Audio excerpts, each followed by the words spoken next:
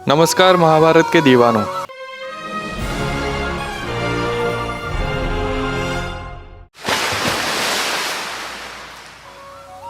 पिछली कहानियों को इतना प्यार देने के लिए बहुत बहुत धन्यवाद। आप में से कई दर्शकों ने अर्जुन पर वीडियो बनाने के लिए आग्रह किया था, तो आज हम अर्जुन के जीवन की एक ऐसी कहानी लेकर आए हैं जो ज़्यादातर लोगों को शायद नहीं पता होगी। दोस्तों, अर्जुन महाभारत के वो शूरवीर योद्धा थे जिनकी मृत्यु एक बार नहीं बल्कि 2 बार हुई थी। जी हाँ, अर्जुन की दूसरी मृत्यु के विषय में तो आप सबको ज्ञात होगा कि जब पांडव राजपाट छोड़कर हिमालय चले जाते हैं और फिर द्रौपदी के बाद एक एक कर उन सभी पांडवों की मृत्यु होती है। अब मैं आपको सुनाने जा रहा हूँ अर्जुन की पहली मृत्यु की कहानी। इसका पूरा आनंद लेने के लिए ध्यान से अंत तक सुने। दोस्तों, यह तो आप सभी जानते हैं कि द्रौपदी 5 पांडवों की पत्नी थी। पांडवों ने आपस में तय किया था कि हर एक पांडव भाई द्रौपदी के साथ 1 वर्ष व्यतीत करेगा। उस 1 वर्ष के दौरान यदि कोई अन्य पांडव द्रौपदी और अपने भाई का एकांत भंग करेगा तो उसे 12 वर्ष का वनवास स्वीकार करना होगा।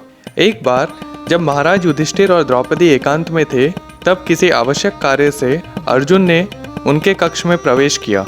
इसके बाद अर्जुन ने 12 वर्षों का वनवास स्वीकारा।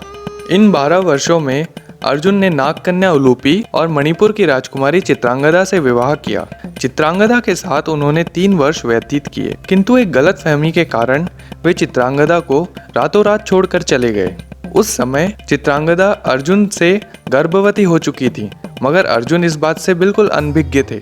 समय आने पर चित्रांगदा ने एक पुत्र को जन्म दिया, जिसका नाम उसने बब्रवाहन रखा। चित्रांगदा स्वयं एक अति शक्तिशाली एवं परमवीर योद्धा थी। क्योंकि अर्जुन उसे छोड़कर चले गए थे, उसने अपने और अर्जुन के पुत्र बब्रवाहन को अर्जुन के विषय में कुछ नहीं बताया और स्वयं बब्रवाहन को युद्ध कला सिखाकर एक शूरवीर योद्धा बनाया। उधर मणिपुर से हस्तिनापुर वापस आने के पश्चात द्यूत क्रीड़ा और 13 वर्ष के वनवास के कारण अर्जुन कभी लौटकर चित्रांगदा के पास नहीं आए। अर्जुन को तो अपने पुत्र बब्रवाहन के जन्म का भी पता नहीं था। इधर मणिपुर का राजकुमार बब्रवाहन एक अत्यंत बलशाली योद्धा बन चुका था। अपनी गुरु माता चित्रांगदा से जब उसने गुरु दक्षिणा लेने की प्रार्थना की, तो चित्रांगदा ने उसे सर्वश्रेष्ठ धनुर्धर अर्जुन को पराजित करने को कहा। अपनी गुरु माँ की इस इच्छा को पूरा करने की ठानकर बब्रवाहन ने देवी गंगा की आराधना की और उनसे कामाख्या अस्त्र उपार्जित किया, जो कि अर्जुन के प्राण हरने में सक्षम था। दोस्तों, यहाँ यह बताना आवश्यक है कि पूर्व में जब महाभारत युद्ध में शिखंडी की सहायता से अर्जुन ने भीष्म पितामह का छल से वध किया था, तब उनकी माता गंगा और उनके बाकी वसु भाई बहुत क्रोधित हुए थे। वसुओं ने इस कृत्य के लिए अर्जुन को अपने ही पुत्र से मारे जाने का शाप दिया था और इसीलिए गंगा माता ने अपना अस्त्र बब्रवाहन को दिया, जिससे वह अर्जुन का वध कर सके। इधर बब्रवाहन अर्जुन को परास्त करने की पूरी तैयारी कर रहा था और उधर हस्तिनापुर में महाराज युधिष्ठिर राज कर रहे थे। एक बार महाराज युधिष्ठिर ने अश्वमेध यज्ञ करने का निश्चय किया। अश्वमेध यज्ञ एक ऐसा यज्ञ होता है जिसमें यज्ञ करने वाले का अश्व यानी घोड़ा जिस भी राज्य की सीमा में से गुजरता है, वह राज्य यज्ञ करने वाले राजा के अधीन माना जाता है। यज्ञ करने वाला राजा निश्चित करता है कि वहाँ का राजा उनसे संधि करेगा या वह राज्य उस राजा के अधीन आ जाएगा।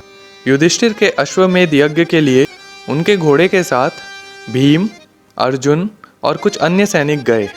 ज़्यादातर राजा स्वयं पांडवों से संधि कर लेते और जो नहीं करते, अर्जुन उन्हें हराकर संधि करने पर विवश कर देते। चलते चलते जब घोड़ा मणिपुर राज्य की सीमा में पहुंचा, तो वहां के राजकुमार बब्रवाहन ने उसे पकड़ लिया। उसे अति हर्ष हो रहा था कि अपनी गुरु माँ को दिए वचन को पूरा करने का समय आ गया था।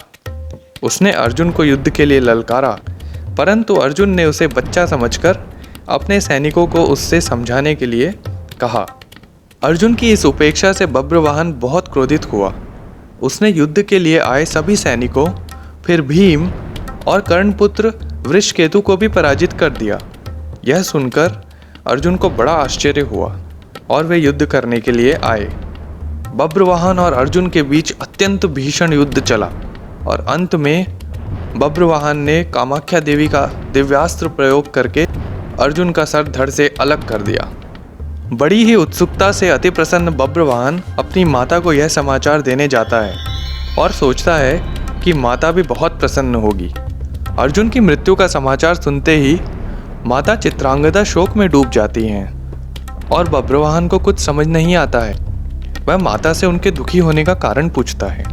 चित्रांगदा रोते हुए बब्रवाहन को बताती हैं कि अर्जुन उसी के पिता हैं और उसने अपने क्रोध की अग्नि को शांत करने के लिए सिर्फ अर्जुन की पराजय चाही थी, उनकी मृत्यु नहीं। इस राज को जानने के पश्चात बब्रवाहन के पैरों तले जमीन खिसक जाती है और वह अनजाने में हुए अपने पिता के वध के लिए स्वयं को कोसता है और प्रायश्चित करने के लिए अग्नि में प्रवेश करने की ठान लेता है। उसी समय श्री कृष्ण वहां आकर उसे ऐसा करने से रोकते हैं और अर्जुन को पुनः जीवित करने का उपाय बताते हैं। वे कहते हैं कि यदि नागलोक से नागमणि लाकर अर्जुन के हृदय पर रख दी जाए तो उसका सर धड़ से वापस जुड़ जाएगा और अर्जुन पुनः जीवित हो जाएंगे। मगर यह युक्ति सिर्फ सूर्योदय से पहले ही काम करेगी।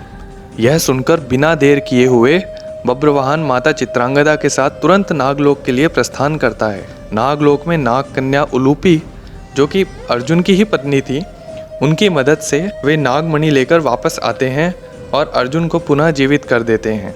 इस तरह अर्जुन को मिला हुआ गंगा पुत्रों यानी वसुओं का शाप भी पूरा हो जाता है और गंगा के हृदय की अग्नि भी शांत हो जाती है और अर्जुन पुनः जीवित हो जाते हैं। पुनर्जन्म पाकर अर्जुन जब उठते हैं तो वो बब्रवाहन की शूरवीरता की बड़ी प्रशंसा करते हैं। तभी उन्हें पता चलता है कि वह स्वयं उन्हीं का पुत्र है। वे अपनी पत्नियों चित्रांगदा और उलूपी से भी बहुत वर्षों के बाद मिलते हैं और अपनी सारी गलतफहमियां दूर करके प्रसन्न मन से हस्तिनापुर वापस प्रस्थान करते हैं। तो ये थी अर्जुन की पहली मृत्यु की कहानी। आपको कहानी कैसी लगी कमेंट्स में ज़रूर बताएं और आपकी और फरमाइशें हो तो उन्हें भी कमेंट्स में लिखकर बताएं। अगर ऐसी और कहानियाँ सुनना चाहते हो तो सब्सक्राइब ज़रूर करें और अपने फ्रेंड्स एंड फैमिली के साथ शेयर भी करें। चलिए तो मिलते हैं एक और कहानी में, तब तक के लिए जियो जी भर के। ओम नमः शिवाय।